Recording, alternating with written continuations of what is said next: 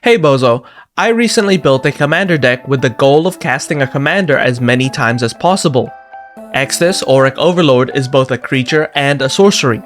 For 1, a white and 2 black, you get a legendary creature human warlock. It is a 2/4 with double strike and has a magecraft ability that returns non-legendary creature cards whenever you cast or copy an instant or sorcery. The backside is called Awaken the Blood Avatar. For 6, a black and a red, you make each opponent sacrifice a creature, and create a hasty 3/6 demon that deals 3 damage to each opponent whenever it attacks. Its steep cost is balanced by its built-in Ashnod's Altar. You can sacrifice creatures to reduce the spell's overall casting cost by 2 generic. Sacrifice enough creatures and you only need to spend 1 black and 1 red, commander tax or not.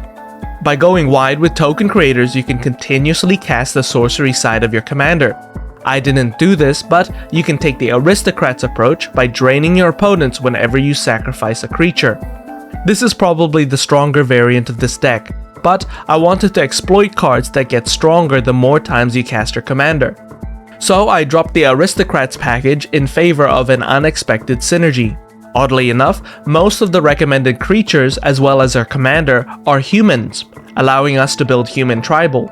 This lets us exploit cards like Path of Ancestry, Zathrid Necromancer, and Horn of Gondor. I also spliced in 2 more sub-strategies, creature copying, which lets us take advantage of enter the battlefield and death triggers, and multicolored, maximizing the potential of Hero of Precinct 1 and General Ferrus Rakirik. To round things off, I added board wipe protection and cards that let you cast your commander by themselves. Overall, the deck cost is pretty low, with most cards maxing out at $1 and averaging around 50 cents. There are some pretty strong, expensive cards that I've slotted in, but feel free to omit these cards in favor of cheaper alternatives. Namely, these cards were Skullclamp, a no-brainer in token strategies, and Ocelot Pride, a card that takes up almost a third of the price of the whole deck, and something I already pulled when I was opening Modern Horizons. Finally, to have more fun piloting the deck, don't try to save up your tokens. As soon as you can cast your commander, do so. It may not be the optimal play, but it is much more entertaining to pilot and verse when you're casting your commander once per turn over the course of 3 turns, instead of 3 times in 1 turn. Don't feel obligated to get the maximum possible cost reduction, especially if spending 2 mana saves a useful creature. Know that it isn't a very strong deck.